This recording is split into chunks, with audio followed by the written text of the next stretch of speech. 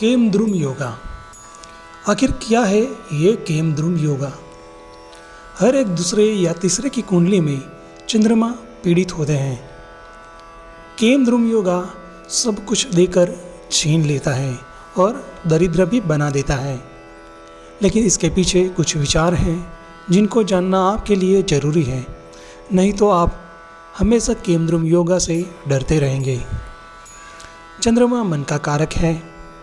चंद्रमा पृथ्वी के बहुत करीब होने से इसका असर हम सब के मन के ऊपर पड़ता है।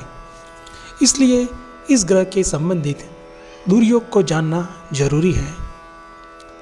सूर्य, राहु और केतु के अलावा चंद्रमा के आगे या पीछे कोई ग्रह ना हो तो केवल दुर्योग बन जाता है।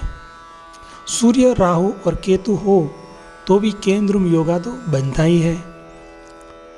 चंद्रमा कर्क राशि के स्वामी होते हैं। वो आपकी कुंडली में किसी एक भाव में बैठे होंगे। उदाहरण के तौर पर अगर हम इस कुंडली में देखें तो चंद्रमा सुख भाव के स्वामी बनते हैं।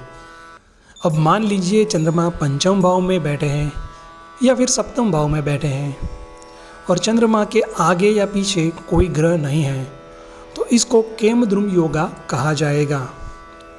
अगर आपके लग्न में ही केमद्रुम योगा बन जाए तो आजीवन आपका मन अशांत और भ्रमित रहेगा और आप परेशान रहेंगे।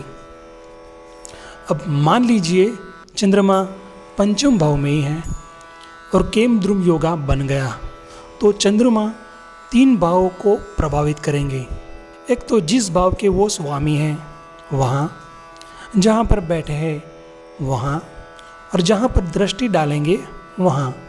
अगर चंद्रमा अपनी खुद की राशि कर्क राशि में बैठे हैं तो वो 2 भावों को प्रभावित करेंगे, और किसी दूसरी राशि में बैठे हैं तो 3 भावों को प्रभावित करेंगे। चंद्र राहु के साथ या राहु के सामने हो तो ग्रहण योग बनाता है। चंद्रमा शनि के साथ या शनि के सामने होता है तो विष योग बनता है।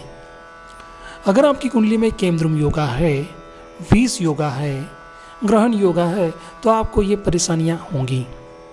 चंद्रमा की अंतर्दशा और महादशा जब भी आएगी आपकी परेशानियां बढ़ेगी। इस कुंडली में जातक अपना सुख पाकर खोएगा।